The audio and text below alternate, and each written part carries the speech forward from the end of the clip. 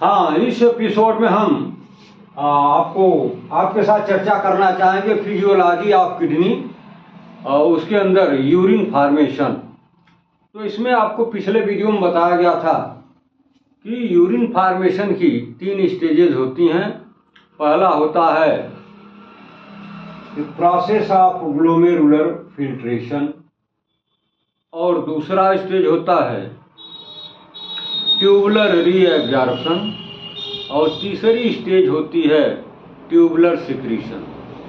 तो ये 3 स्टेज से गुजरने के बाद ये तीनों प्रक्रियाएं जब पूरी हो जाती हैं तो फिर यूरिन का फॉर्मेशन कंप्लीट हो जाता है। तो इसी पर हम आपके साथ आज चर्चा करना चाहेंगे। तो आइए, जो ये 3 चरण आपको बताए गए, 3 स्टेजेस बताए गए, उनमें हम पहले की बात करें तो वो है प्रोसेस ऑफ ग्लोमेरुलर फिल्ट्रेशन। अब यहीं से बिगनिंग हो जाती है यूरिन फार्मेशन की।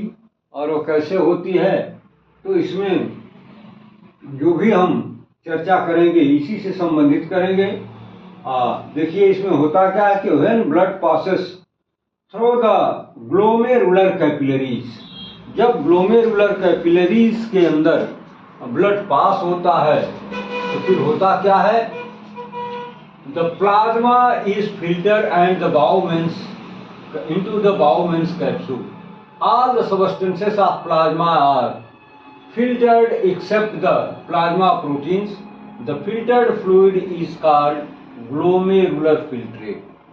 यानी अफरेंट आर्टेरियोल के द्वारा जब किडनी के अंदर ब्लड पहुंचा दिया जाता है तो यह ब्लड जो ग्लोमेरुलस यानी वहां पर जो कैपिलरीज का टफ्ट है, जो कॉइल है, और उसके अंदर इसका फिल्ट्रेशन होता है। जब फिल्ट्रेशन होता है तो वहाँ पर कुछ ऐसे सबस्टेंसेस होते हैं जो वहीं पर फिल्टर्ड होकर रुक जाते हैं और बाकी जो प्लाज्मा यानी जो उसका वाटरी पोर्शन है वो, और उसमें कुछ ऐसे सबस्टेंस है जो सॉल्युबल हैं, वो फिल्टर होकर के कहाँ चले जाते हैं, बाउमेंस के अंदर चले जाते हैं, उसी में जाके कलेक्ट हो जाते हैं।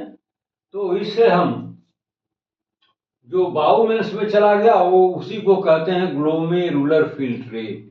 यानी ग्लोमेरुलस से जो कुछ भी छन करके फिल्टर होकर के बाउमेंस में आ गया उसको हम नाम देते हैं ग्लोमेरुलर सबस्टेंस। तो प्लाज्मा से बहुत सारे सबस्टेंसेस ऐसे हैं जो प्लाज्मा के साथ बाउमेंस में आ जाते हैं और बहुत सारे ऐसे सबस्टेंस होते हैं जो वहीं पर फिल्टर होकर रुक जाते हैं। अब इसको हम नाम देते हैं अल्ट्रा फिल्ट्रेशन। यानी अल्ट्रा फिल्ट्रेशन का मतलब यह अंतिम फिल्ट्रेशन की प्रक्रिया पूरी होगी, क्योंकि अब इसके बाद ऐसा उसमें कुछ नहीं बचता है जो फिर फिल्टर करने के लायक हो। तो glomerular filtration is called ultra filtration because even the minute particles are filtered. जब ग्लोमेरुलस के अंदर ये प्लाज्मा का फिल्ट्रेशन होता है तो छोटी से छोटी मॉलिक्यूल की चीजें, पार्टिकल्स भी फिल्टर हो जाती हैं। इसलिए इसको फिर से फिल्टर करने की कहीं आवश्यकता नहीं पड़ती है, ना तो फिल्टर करने लायक रह जाता है। इसलिए इसको हम नाम देते हैं अल्ट्रा फिल्ट्रेशन। यानी ग्लोमेरुलस के अंदर जो फिल्ट्रेशन हुआ उसी को हम नाम देते हैं अल्ट्रा फिल्ट्रेशन, यानी लास्ट फिल्ट्रेशन, वो फिल्ट्रेशन जो इसके बाद फिर कहीं करने की जरूरत न हो।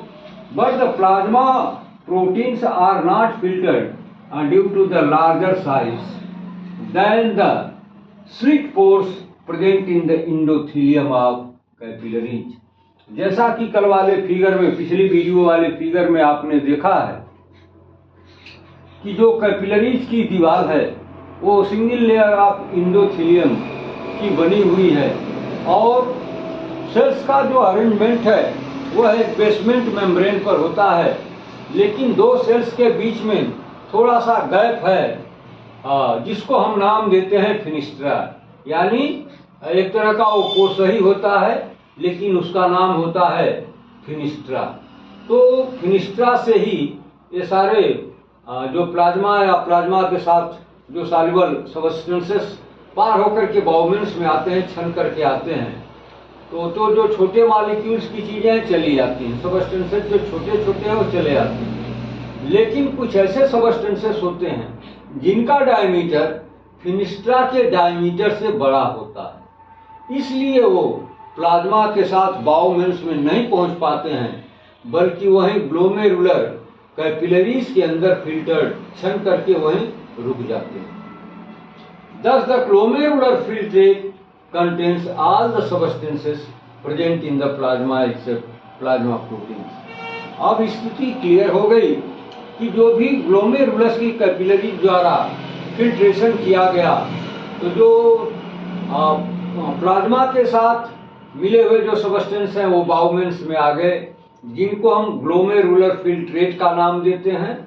लेकिन जो लार्ज मॉलिक्यूल की चीजें हैं, खास तौर से प्लाज्मा प्रोटीन्स, जो फिनिस्ट्रा में एंट्री नहीं कर पाती हैं due to large size of molecule, large diameter की वजह से, तो सब कुछ तो आ गया बाउमेंस में। लेकिन ये जो प्लाज्मा प्रोटीन्स हैं, जैसे एल्ब्यूमिन, ग्लोब्यूलिन, फिब्रिनोजेन या फिर आरबीसी, डब्ल्यूबीसी, प्लेटलेट्स, ये जो लार्ज मॉलिक्यूल की चीजें हैं, सब्सटेंसेस हैं, पार्टिकल्स हैं, ये कहाँ रुक गए?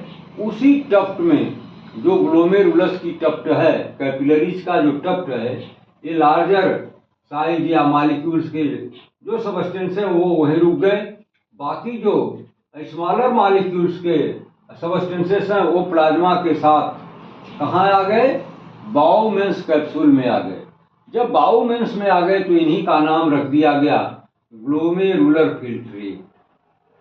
इतनी बात ठीक है।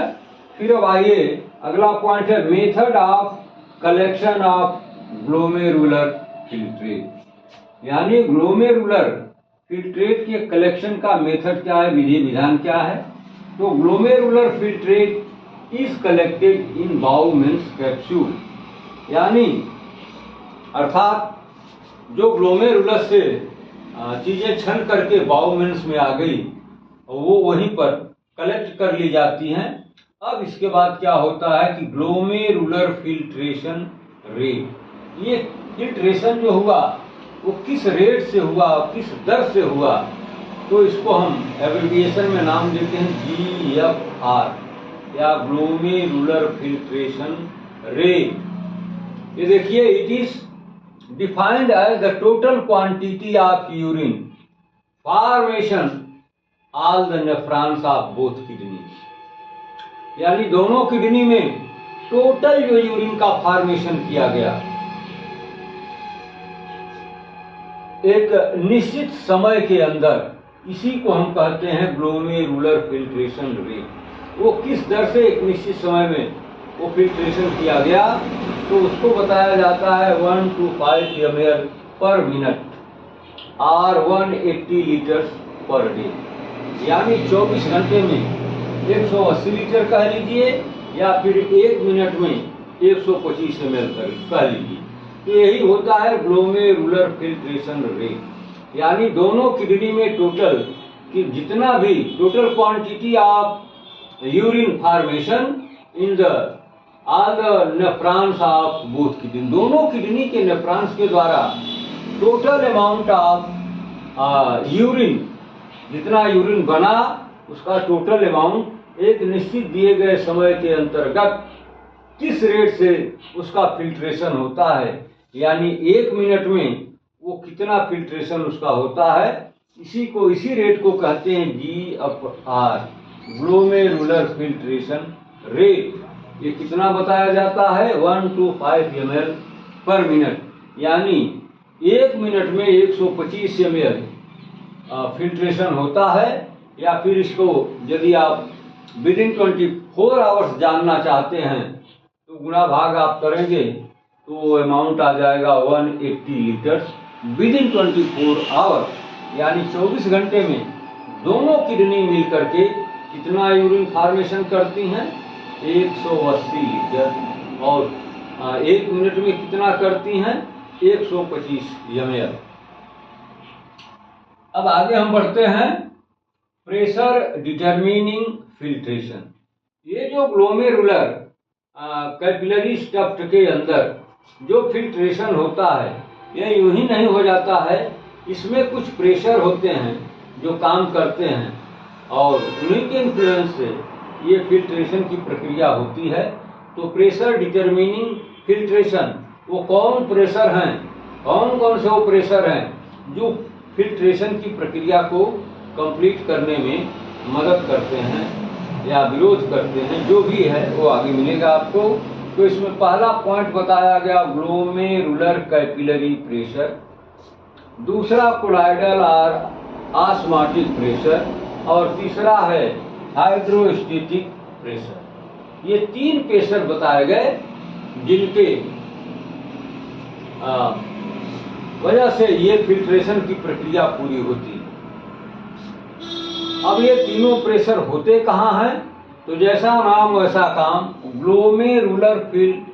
ग्लोमेरुलर कैपिलरीज प्रेशर, यानी ग्लोमेरुलर कैपिलरीज जो वहां पर टफ्ट है ग्लोमेरुलस का, उसके अंदर एक प्रेशर काम करता है जिसको कहते हैं ग्लोमेरुलर कैपिलरी प्रेशर। दूसरा प्रेशर कोलाइडल ऑस्मोटिक प्रेशर, यह भी ग्लोमेरुलस के अंदर ही होता है। तो इस तरह से आपने देखा कि ग्लोमेरुलस के अंदर दो प्रेशर काम करते हैं। एक को हम कहते हैं ग्लोमेरुलर कैपिलरी प्रेशर, दूसरे को कहते हैं कोलाइडल ऑस्मोटिक प्रेशर, और तीसरे को कहते हैं हाइड्रोस्टेटिक प्रेशर। ये कहाँ होता है? ये बाउमेंस के अंदर होता है। तो ये तीन प्रेशर हैं जो फिल्ट्रेशन की प्रक्रिया को प्रभावित करते हैं। ये कैसे करते हैं? तो these pressure determine the GFR either by favoring or opposing the filtration। ये प्रेशर या तो फिर फिल्ट्रेशन का अपोज करके इसको प्रभावित करते हैं या फिर इनके फेवर में ये प्रेशर काम करते हैं। तो ये कैसे अपोज करते हैं और कैसे फेवर करते हैं, कौन अपोज करता है कौन फेवर करता है, ये आगे आपको मालूम हो जाएगा। तो आइए देखते हैं कि ग्लोमेरुलर कैपिलरी प्रेशर। हाँ, तो इसको आपने देख लिया कि अगर ये तीन प्रेशर एग्जर्ट ना हो तो फिर फिल्ट्रेशन की प्रक्रिया पूरी नहीं हो सकती है। अब जब ये प्रक्रिया नहीं पूरी होगी तो फिर यूरिन का फॉर्मेशन भी नहीं होगा। ठीक है, अब आगे आइए ये प्रेशर कैसे अफेक्ट करते हैं, आइए हम देखते हैं। पहला है ग्लोमेरुलर कैपिलरी प्रेशर। कौन सा प्रेशर है, क्या करता है? तो pressure exerted by the blood in the glomerular capillary.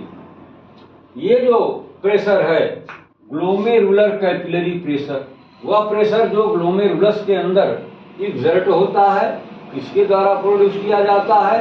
तो ब्लड के द्वारा, क्योंकि वहां पर ब्लड का फिल्ट्रेशन हो रहा है, तो ब्लड के द्वारा ये प्रेशर एक्सर्ट किया जाता है, जिसका हम मेजरमेंट करते हैं तो पाते हैं कि यह 60 mmHg के बराबर माना जाता है। It ranges 45 to 70 mmHg, which is the highest capillary pressure in the body.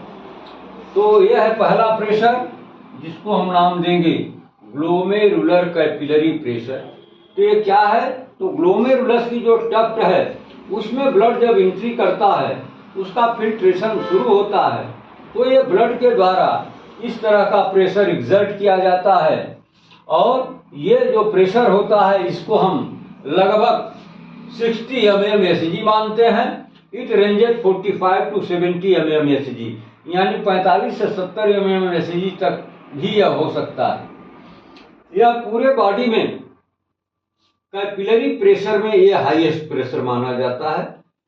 Capillary तो पूरे बॉडी में है और अपने अपने रीजन में अपना अपना काम करती हैं, लेकिन ये जो ग्लोमेरुलस की कैपिलरीज हैं, ये शरीर में पूरे बॉडी में एक ऐसी कैपिलरीज का ये कॉइल है जिसमें 60 mmHg प्रेशर एक्सर्ट किया जाता है। तो ये हाईएस्ट कैपिलरी प्रेशर है in the total capillaries of the body. दूसरा जो प्रेशर है इसको हम नाम देते हैं कोलाइडल ऑस्मोटिक प्रेशर। ये प्रेशर भी वही एग्जर्ट होता है, pressure exerted by the plasma proteins in the glomeruli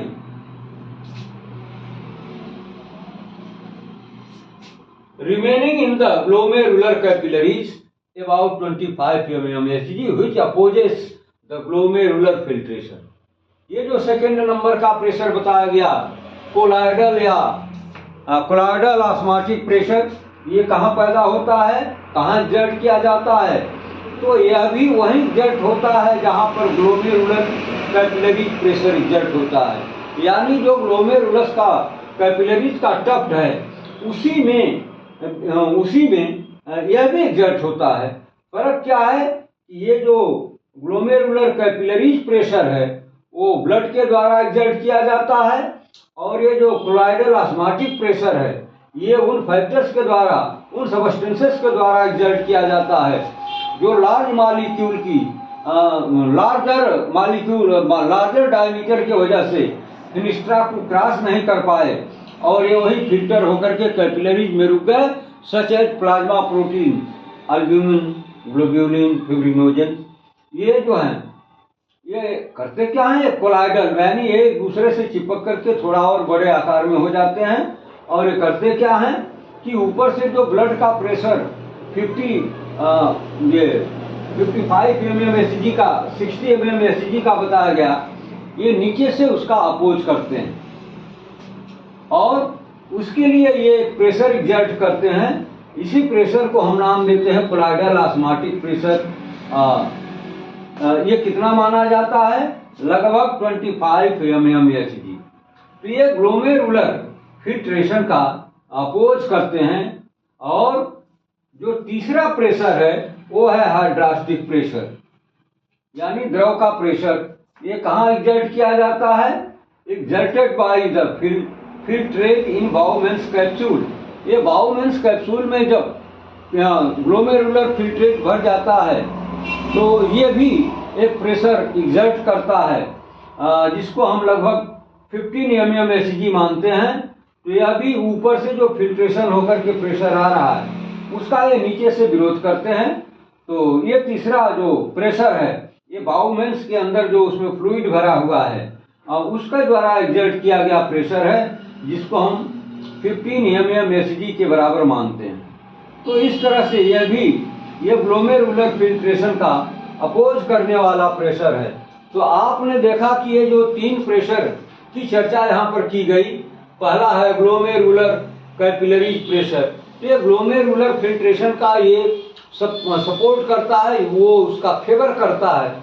लेकिन जो दूसरे नंबर का है कोलाइडल ऑस्मोटिक प्रेशर, ये क्या करता है, ये फिल्ट्रेशन का अपोज करता है। और तीसरा ये जो हाइड्रोस्टेटिक प्रेशर बताया गया, जो बाउमेंस में के अंदर ये फ्लूइड के द्वारा एग्जर्ट किया जाता है, जिसको हम 15 mmHg तक मानते हैं। तो यह भी ग्लोमेरुलर फिल्ट्रेशन का अपोज ही करता है।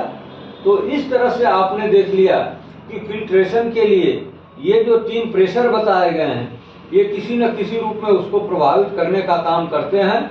एक उसके फेवर में काम करता है, बाकी दो उसके अपोजिशन में काम करते हैं। अब हम देखेंगे कि नेट फिल्ट्रेशन प्रेशर क्या है।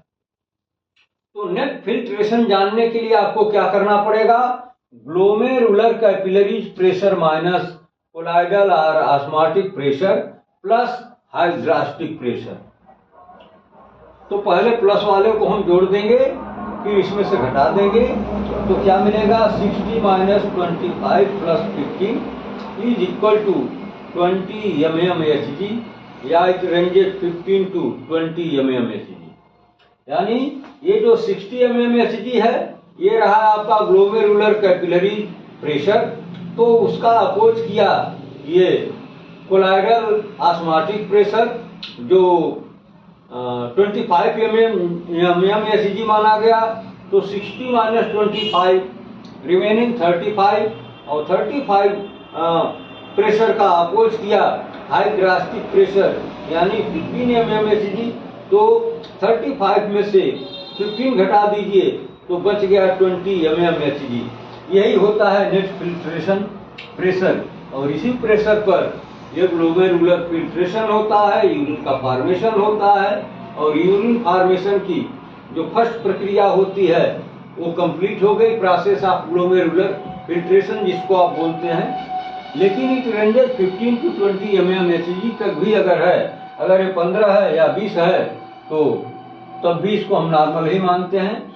तो ठीक है, आपने आज के वीडियो में क्या देखा कि कैसे किडनी के अंदर यूरिन का फॉर्मेशन होता है, जिसमें 3 स्टेजेस बताए गए।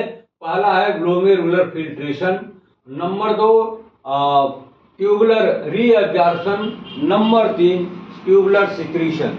तो इसमें जो पहला फेज है ग्लोमेरुलर फिल्ट्रेशन, ये कैसे होता है, तो आइए सरसरी तौर पर एक बार हम थोड़ा सा रिवाइज कर लें।